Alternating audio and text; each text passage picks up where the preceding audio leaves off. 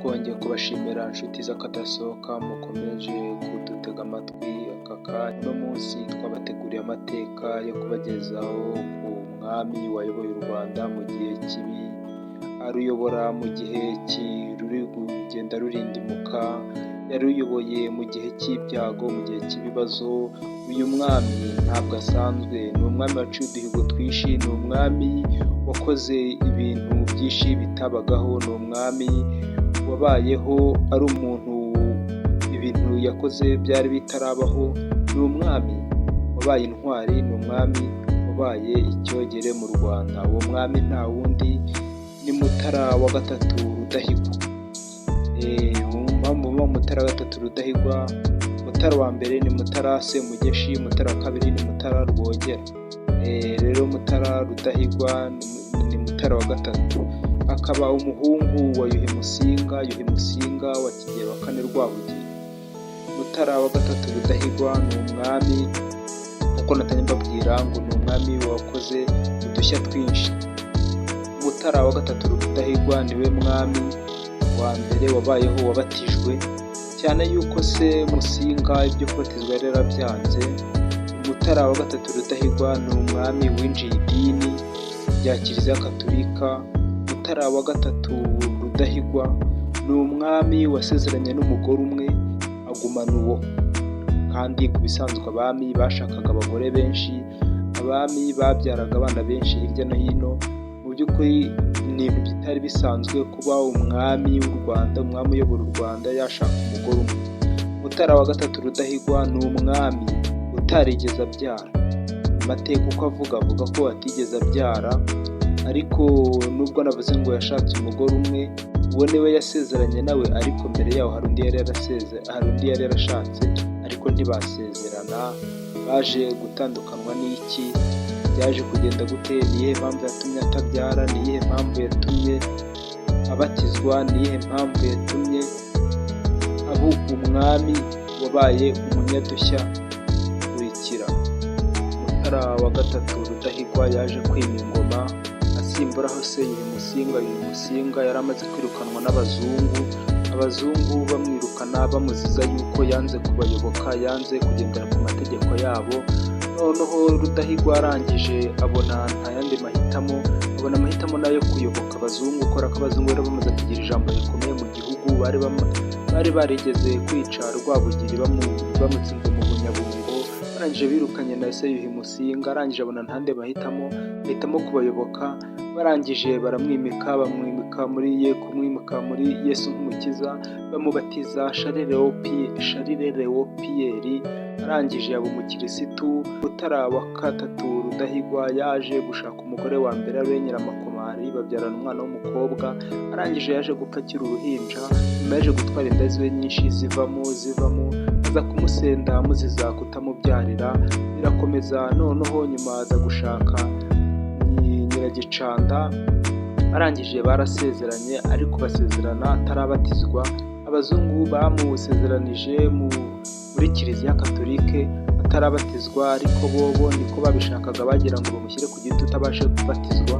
Nyuma yaho uko baje kubikeka nuko byaje kugenda, yaje kubatizwa. Nibwo abashije kubatizwa Charles Léon Pierre. Arakomeza akorana n'abazungu. Arangije babasha kubaka amashuri, bahinda ibintu byinshi cyane mu bijyanye n'ubwiru, bashyira imbere imihango gakondo yakorwaga mu Rwanda, baje kuyica. Barangije bimika ibya gikirisitu by'abanyaburayi bazanye, barabyimika. Ariko nyamara Rudahigwa we yari azi yuko wenda baba ari abantu beza, kuko wenda bagira icyo bamarira u Rwanda. Ariko nyuma yaje kugenda abona yuko ari babi, abonye ko ari babi bitangira kubiyomoraho. Noneho ikindi mugomba kumenya kuri Rudahigwa, yari umugabo muremure cyane, anabyibushye cyane, ku buryo iyo bageranyije bageranya ko yapimaga byibura metero 2 zirengaho n'ibiro 120. Urumva ko yari umusore ukomeye cyane ushinguye. Noneho ubwo ngubwo Rudahigwa, indi nkuru imuvugwaho ngo yaje gukubita urushyi umuzungu muri hoteli Foko ari i Huye. Yaje no gukubita urushyi nanone umuzungu ahantu muri hoteli i Bukavu.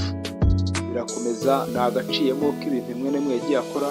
Noneho abazungu b'abakatolike baje gupanga kubaka ishuri rya kaminuza i Gatagara.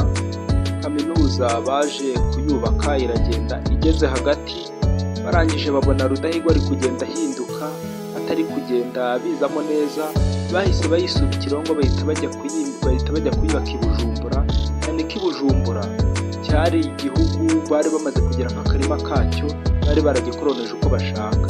Noneho Rudahigwa byaramubabaje cyane, arangije yaza kubona abadivantiste nabo batekereza kubaka indi kaminuza yabo. Bigeze hagati babona ntabwo azabayoboka neza, bashaka no kwibaka i Bukavu. Bashatse kwibaka i Bukavu, arangije arababwira ati namwe nimba ari mutangiye kuba nk'abazungu b'abakatolike, namwe muhambire mugende musubire iwanyu, ntabwo tubishaka, tuzakorana n'abashaka ko dukorana nimba mudashaka kugeza ku iterambere u Rwanda. Ibyo ngibyo byanyu byo kuza mutubeshyabeshya ntabwo tubishaka. Noneho barangije babuze uko babigenza, barangije babona ntande mahitamo, bahise bubaka Igitwe. Noneho Rudahigwa yaje gutangira, umuzungu witwaye nabi amwirukana, undi yitwaye nabi amwirukana, abazungu bamubikira inzika. Barangije ku itariki 2 z'ukwezi kwa karindwi 1958 nibwo Rudahigwa yaje kurira rutemikirere, arangije ajya i Burundi, i Bujumbura, agiye mu nama ihuza u Rwanda Urundi, ihuza abakoloni ndetse n'abami b'u Rwanda n'umwami w'u Burundi ngo babashe gukora inama. Ariko yari afite intego zo guhita akomezerezaho akajya New York, akajya muri Loni, akajya kwaka ubwigenge bw'u Rwanda.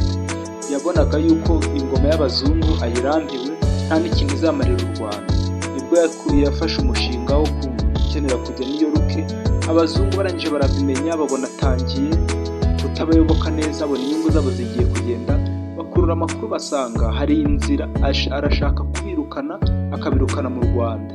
Bari bafite intasi yabatatiraga iri imbere ibwami, ariko yo bazungu. Noneho bivuga ko yaje kurwara umutwe, arangije ahamagara umuganga w'umuzungu, amujyana mu cyumba, yamuteye urushinge. Undi yabyutse ku gitanda, aragenda ageze mu muryango yikubita hasi, aruma ararabirana. Noneho arabiranye, ubwo yahise atangira aho ngaho. Arangije baje kwikorera umugogo we, bawuzana Nyanza ngo babashe kuwushyingura. Ariko abazungu bakaba bari bafite igitekerezo cyo kuba bahita bakuraho ingoma cyami, bagahita bashyiraho ingoma ya repubulika. Hakaba hari ishyaka rya Parimehutu ryari riyobowe na Kayibanda, hakaba hari n'irindi shyaka na Habyarimana.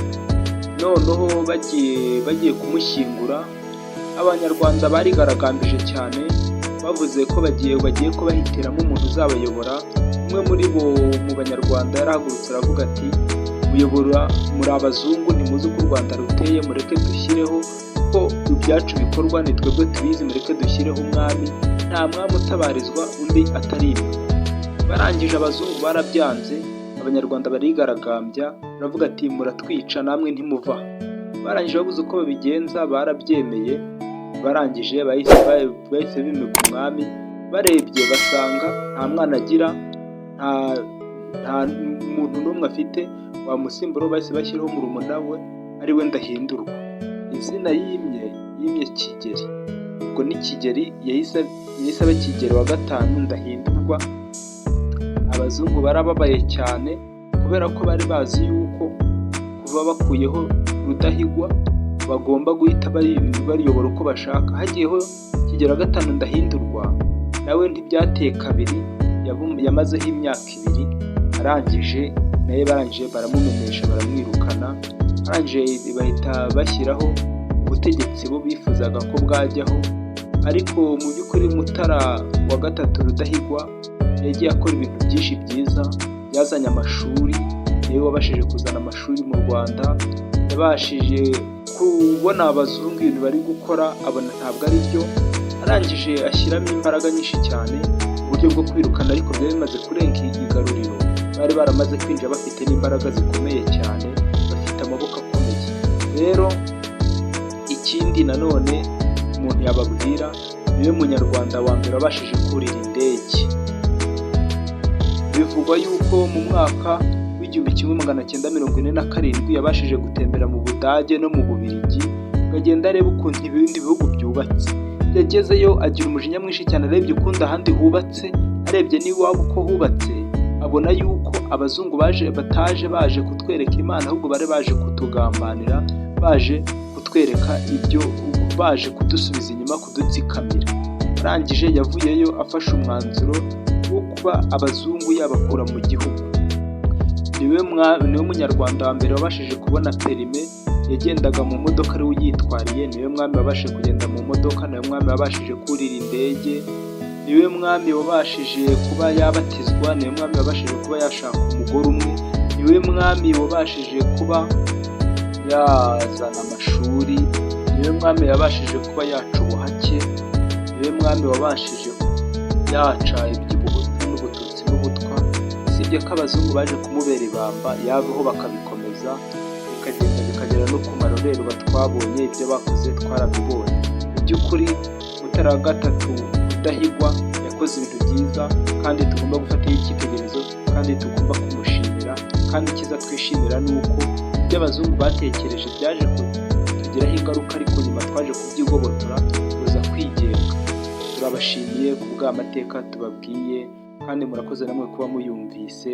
Turabasaba gukora subscribe, gukora share, gukora comment ku bantu bose baba muziranye, mujye mubashaka kubabwira ubucukumbuzi, kubabwira ko aya mateka, kubabwira ku bintu byumwungutse ku Rwanda. Rero mwarimo mubigezwaho na Ndabarasa.